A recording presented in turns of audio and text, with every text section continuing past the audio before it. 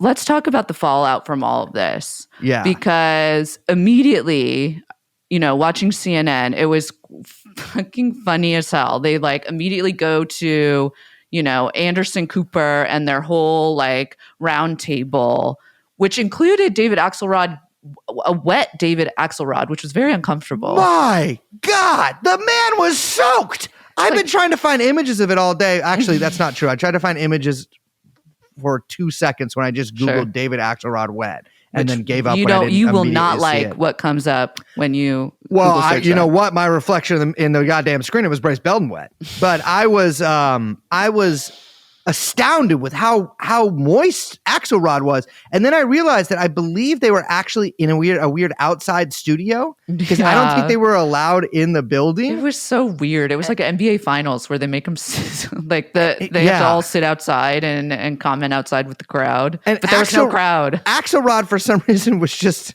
sitting in the rain spot or something, but it was crazy because you had Van Jones there. Speaking from the heart. It was, Van Jones is probably my favorite Democrat. Mm-hmm. I think because he's like me, obviously, just bespectacled, a brother, but also used to believe in a political philosophy espoused by the People's Republic of China for a number of very successful years. And then, like me, is now just a centrist Democrat. Mm-hmm. Well, I'm not a Democrat. I'm not centralist. Anything. I just believe in politics. Is that, you know what I mean?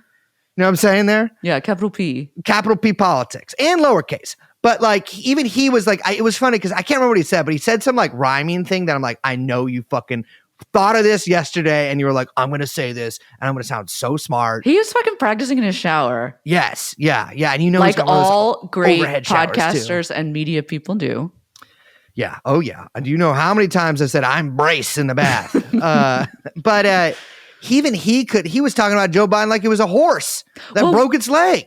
I mean, they kind of were. I mean, it was wild because, like I said, you're watching this and you're like, how are they going to fucking spin this? Before they've been just denying it. And everyone immediately was like, this is an unmitigated disaster. I've been getting a billion text messages a second with everyone panicking. Democratic insiders don't know what to do. He can't be the candidate. And then this became the line almost immediately across the board. Like even Rachel Maddow was fucking saying this, which is crazy. The New York Crimes editorial board came out and said it. Yes. And it's funny because I think Ezra Klein had an op-ed before the State of the Union where he was like, Joe Biden shouldn't be the candidate. And everyone got very mad at him. And then he like recanted. And now every op-ed, the next day, every opinion columnist, the New York Times was like, it's time for Joe to leave. If he's a true patriot, he's got to go. Joe must go to save the Republic or whatever. I did not read them, but I get the idea. I get the gist. But everyone, almost as if it was coordinated, which I'm not sure if I believe that, but everyone had the same fucking lines, which was like panic, panic, panic, panic. Well, I think to your point about coordination there, I think what my impression of how these things work is like sometimes, there's literal, like they send out the actual say these words.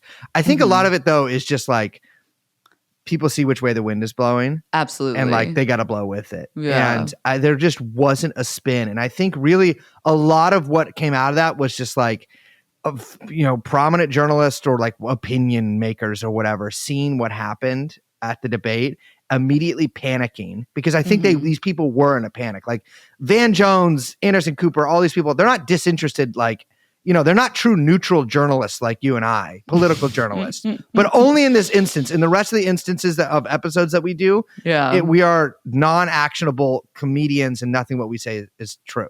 Mm-hmm. But they are actually freaked out because they want Joe Biden to be president more. Mm-hmm. And I think there was an initial wave of panic. I think that's going to get rolled back, although who knows? I mean, it's today.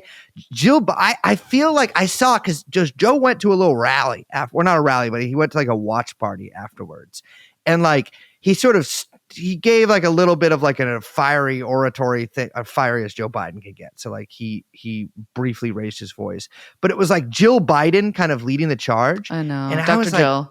interesting, Dr. Jill. Yeah. Perhaps we are entering a sort of Nancy Reagan style situation. These boots here. were made for walking. Uh-huh.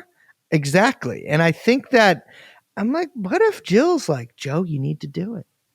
Well, there have been, I mean, reports in like places like Axios and Politico basically saying that it's Ron Klain and Dr. Jill and like two other aides that I'm not going to remember the name of that are the inner circle that are kind of like protecting him, pushing him, both and whichever way.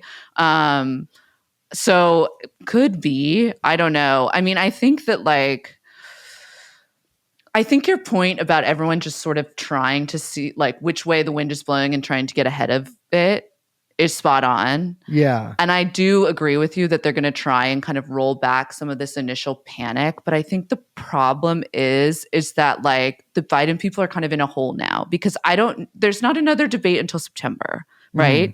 And there's the convention in August, but I don't know how you change perception really about any of this. Like you kind of hope that no one was watching, which like I don't really think in the like I don't think in the grand scheme like people were. The people that were are the people that write the New York op-eds or do the special podcasts or whatever, or are on Twitter being political junkies talking about it.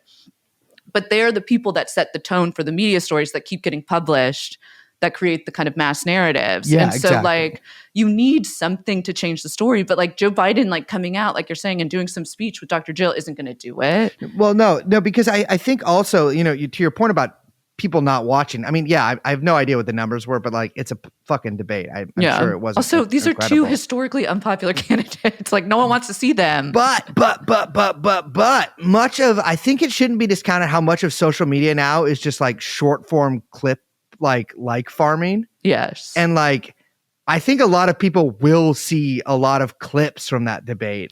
Yes. And like, there's not a lot you can get out of that where Joe Biden doesn't look like he's patiently awaiting or forgot he was waiting for a blowjob to give a blowjob because he was waiting so long. Yeah.